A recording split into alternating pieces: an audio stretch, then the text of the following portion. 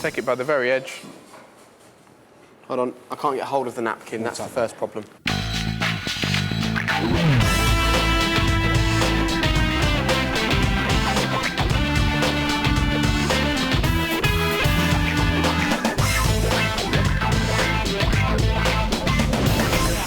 This week, Barney and I are in training to be top-notch waiters. And our Bring It On challenge is to serve at a charity event at the Ritz Hotel in London.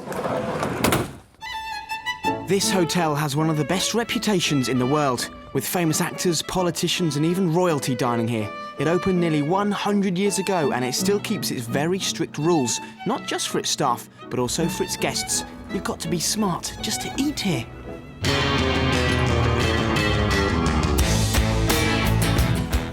Jake and I only had 5 days to learn how to be waiters, so we enlisted the help of modern-day butler, Tony Baker.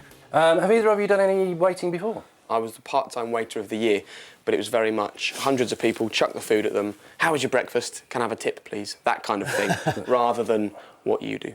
Yourself? Yeah, same kind of thing. But you know the guy that you always see in the back of the room that drops the plates and everyone gets a round of applause? That was kind of me. OK, that won't happen at the Ritz. Oh, he's doing it, OK. Now, to kick off, we were just learning how to carry an empty tray, which was pretty easy. Very good, very good. Right, don't look at the glasses, look in front of you. Champagne for you, sir? Yes, I will, thank you. Roll. There's only 6 there, so have a little walk up and down. But don't trip, Barney. Yeah, thanks for that, mate. That's actually quite hurt my elbows, giving me a bit of jip, actually. Something you're going to have to get used to. Yeah, super. OK, we're going to have to change their attitude. They're very bubbly and effusive at the moment. We've got to change that to being more serious. We don't want to completely lose their whole personality, but what we need to do is make them actually take this much more seriously. We'd conquered carrying the glasses, now we were going to learn how to serve the champagne. Funnily enough, Tony decided it was probably best to do this outside. That's about as neat as it's going to get today with us around. We stop there, let the bubbles come down. We don't want it to overflow, and it also has the added effect of cooling the glass slightly inside. So now you can carry on pouring, and it won't flare up again. Find the little tag thing. No? It's hidden. Top off. Thumb over the top. Thumb over the top, I knew that. And don't twist the cork. Oh, it's still there. Lessen your angle. I think the most competitive out of me and Barney is probably me. Spill, come on! But I wouldn't say I'm competitive, it's only because Barney is completely not competitive. He spends all his time going, oh, you're doing well, oh, look how well you're doing, oh, that was good. Jake's picking it up a lot quicker than I am, because I think Jake can sort of put his mind to this kind of stuff, where I'm going, what's the point in putting a bottle at 30 degrees? Why don't you just hold it? There's a method to it, and I'm not very good with methods, but I think Jake is, so I think he'll do it a lot quicker than I will. Now, what we're wearing is just plain wrong, so to get us looking the part, Tony took us to a gentleman's outfitters. I'll deflate them out. Your arms down for me. Bigger than Barney's? Yes. Get in there. A little bit, yeah. No deal on the trouser length.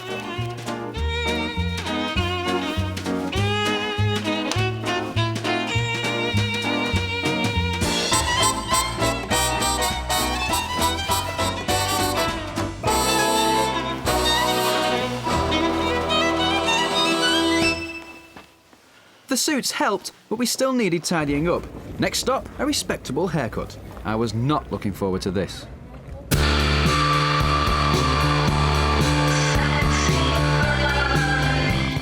Well, right now, Barney looks a bit scared. He's actually quite protective over his hair.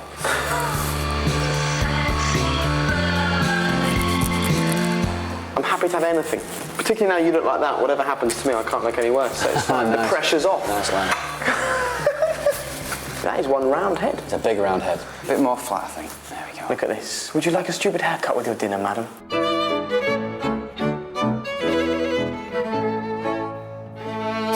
Is there a rule in a logbook somewhere that says you have to have flat hair to be a good butler? No. Good, I'm going to change it then. And I know nobody's going to be happy about it, but I don't give a monkeys. I'm not having my hair, like, flat down like that. Although I think you should keep yours like that. I'm going to, because at the end of the day, that's what Tony wants. And Tony's training us, and Tony's making us Ritz-worthy. He knows what we need, and I will be flattening my hair. But having daft hair doesn't mean you're Ritz-worthy, does it? Grab a spoon and fork each. Spoon. Thank you. Fork. Grazie. Not a problem. And put the spoon so you're holding it like that. Get the fork so you're holding it between that finger and that thumb. Yeah. you'll now find you can move the fork independently of the spoon, and the spoon stays fairly firm. Bit of a chopstick thing going on. Bit of a chopstick thing, but not a maracas thing. Yes. We can now pick things up. Okay. Ooh, look at that. I'll try a tomato. Okay. You're going to have to pick up things like meat. Okay, this is a coaster. We're simulating meat. It's a bit tough, isn't it? Is that So you can spoon pick the it up. first job? Yeah. Hey, Okay, got it. You've got your hand twisted slightly. Oh, nuts. Sorry. Drop your ham. I'll get you some more. Barney mate. dropped Sorry his about ham. that. It's okay, I'll get you some more. Just wipe the fluff off it there. It's a relatively easy thing to do, but it's not an easy thing to do really well, which is why I keep saying to them they must keep those two implements in their hands and they must practice, practice, practice. So, for the next couple of hours, the spoon and fork were quite literally glued to our hands. I've lost my Satsuma under the hedge. Okay. Satsuma crisis over. Next, how to set a table. As the table is set, we've got to make sure everything is in line. In line, buddy? Just about. We'll start from the centre and work out. Okay. Okay. We'll now talk about the service of the food. Ideally, the meat would go to the top of the plate, the potatoes would go to the right, the vegetables to the left. It's actually nice to work with Jake because he can be stood there and he'll do something with a fork, and I've noticed myself doing it. I'll copy him. I'll actually go, oh yeah, that's right. Whereas I should be taking it on board myself and going, no, you can do this yourself. Potatoes? Yes, please. The only very slight criticism is that we've got the potatoes and the vegetables the wrong side on yours. I got a bit annoyed by Barney, actually. We actually have to serve at one of the best hotels in the world now in 3 days, three and a bit days. And you've got to know where to put the potatoes, and you've got to have the confidence to say, well, they go on the right, simple. Hey, Tony, All all right, Tony. Gentlemen, you're doing very well, but you need some serious practice.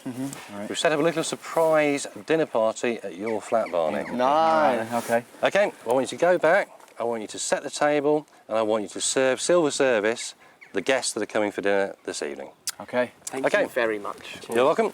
See you shortly.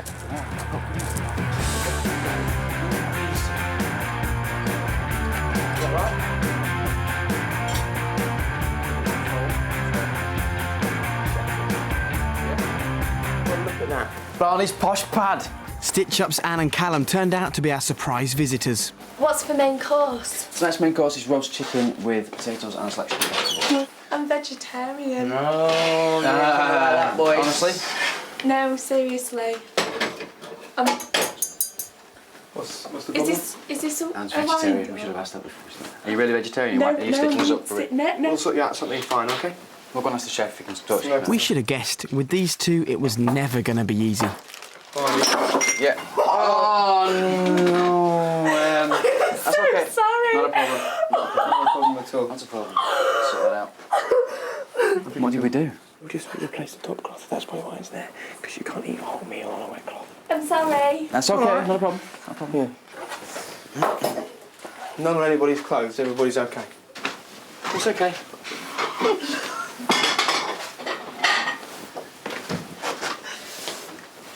Well, with that little disaster over, it was time to put our silver service skills to the test, which, believe me, is not easy with a cheese and tomato butty. Yes.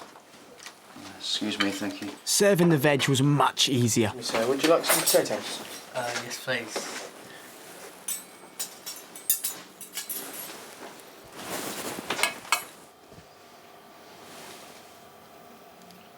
Excuse me, sir, would you like some meat? Yes, please. Slap it on. I'm not fussy. Everything okay for you then? Is everything okay for you there, sir? Thank you. Fantastic friend of our first Barney. Knew I was going to do that.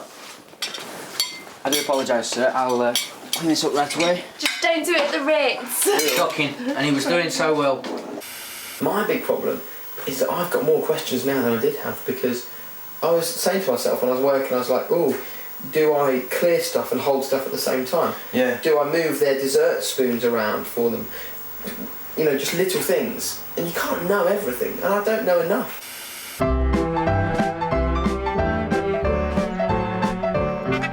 we headed back to Gloucestershire for Tony to give us his verdict on the night before. The set table.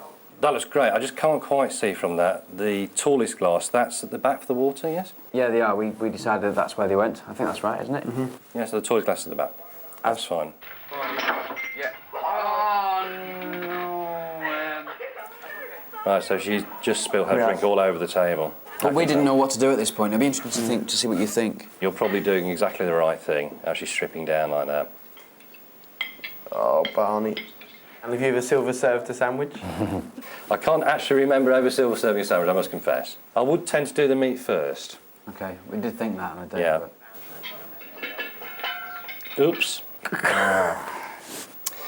If that happens in real life when you're working, the thing to do is simply carry on as if nothing's happened. You just want to, oops, drop that, carry on, come back to it in a moment. I think you did very